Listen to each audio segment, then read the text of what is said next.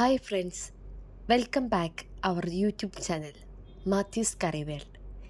ഇന്ന് ഞാൻ നിങ്ങൾക്കായി പരിചയപ്പെടുത്താൻ പോകുന്നത് മലയാളികളുടെ വികാരം, അതുതന്നെ ബീഫ് ഫ്രൈ. ഒരു നാടൻ സ്റ്റൈൽ ബീഫ് ഫ്രൈ എങ്ങനെ ഉണ്ടാക്കുന്നതെന്ന് കാട്ടിത്തരാം. ഇതിനു വേണ്ടി 1 കിലോ ബീഫാണ് എടുത്തിട്ടുള്ളത്. ഇത് നന്നായി ക്ലീൻ ചെയ്ത് ചെറിയ പീസായി അരിഞ്ഞ് ഡ്രെയിൻ ഔട്ട് ചെയ്തതാണ്.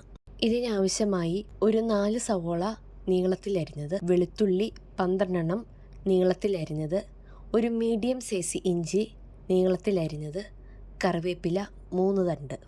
ഒരു പാൻ ചൂടായി അതിലേക്ക് 3 ടേബിൾ സ്പൂൺ എണ്ണയൊഴിച്ച് ചൂടായതിനു ശേഷം അരിഞ്ഞു വെച്ച വെളുത്തുള്ളി ഇഞ്ചി ചേർത്ത് ഇളക്കുക. 1 മിനിറ്റ് ഇളക്കിയതിന് ശേഷം അതിലേക്ക് കറിവേപ്പിലയും അരിഞ്ഞു വെച്ച സവോളയും ആവശ്യത്തിനുള്ള ഉപ്പും ചേർത്ത് അത് നന്നായി ഇളക്കുക.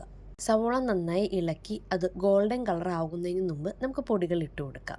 അതിനായി ഇവിടെ 1 ടീസ്പൂൺ മുളക് പൊടി, 1 ടീസ്പൂൺ കാശ്മീരി മുളക് പൊടി, 2 ടീസ്പൂൺ മല്ലിപ്പൊടി, 1/2 ടീസ്പൂൺ മഞ്ഞൾപ്പൊടി, 1 ടീസ്പൂൺ കുരുമുളക് പൊടി നന്നായി പച്ചമണം മാറുന്നത് വരെ ഇളക്കി കൊടുക്കുക. ഇനി ഇതിലേക്ക് 2 ടീസ്പൂൺ ഗരം മസാല ഇട്ട് നന്നായി ഇളക്കി യോജിപ്പിക്കുക. ഇപ്പോൾ ബീഫിന് വേണ്ട മസാല റെഡി ആയിട്ടുണ്ട്. ഇനി നമുക്ക് ബീഫ് വേവിച്ചെടുക്കാം. അതിനായി ഒരു കുക്കർ അടുപ്പത്തേക്ക് വെക്കുക. നമുക്കതിലേക്ക് ക്ലീൻ ആക്കി വെച്ച ബീഫ് ഇടാം. അതുപോലെ തന്നെ അതിലേക്ക് നമ്മൾ റെഡിയാക്കി വെച്ച മസാലയും ചേർത്ത് നന്നായി മിക്സ് ചെയ്തെടുക്കാം. ഇനി ഇത് അടച്ചു വെച്ച് ഒരു 5 വിസിൽ വരുന്ന വരെ നമുക്ക് വെയിറ്റ് ചെയ്യാം.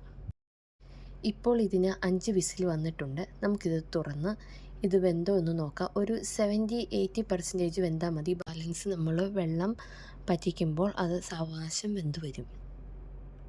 ഇതിപ്പോൾ നന്നായി തിളച്ച് ഇതിലെ വെള്ളം വറ്റാൻ തുടങ്ങിയിട്ടുണ്ട്.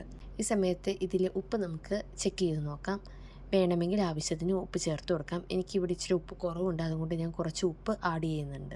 ഇത് ഡ്രൈ ചെയ്യാനായി നമുക്ക് നേരത്തെ യൂസ് ചെയ്ത പാൻ എടുത്ത് അതിലേക്ക് ബീഫ് പകർത്തി അത് നന്നായി ഇളക്കി ഒരു ലോ ഫ്ലെയിമിൽ കുറച്ച് നേരം ഇളക്കി വെള്ളം പറ്റിച്ചെടുക്കാം.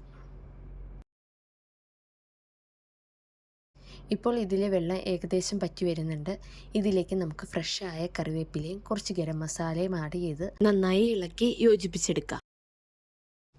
ഇപ്പി ബീഫ് വറ്റി വരണ്ട് നല്ല ബ്ലാക്ക് കളറിലേക്ക് മാറിയിട്ടുണ്ട്.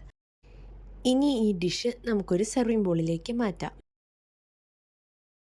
ഇപ്പം നല്ല സോഫ്റ്റ് ബീഫ് ഫ്രൈ നമ്മുടെ മുമ്പിൽ റെഡി ആയിട്ടുണ്ട്. ഇത് ഈസി ആയിട്ട് കുക്ക് ചെയ്യാവുന്ന ഒരു റെസിപ്പിയാണ്. എല്ലാവരും ട്രൈ ചെയ്ത് ചാനൽ സബ്സ്ക്രൈബ് ചെയ്യുക. Thank you.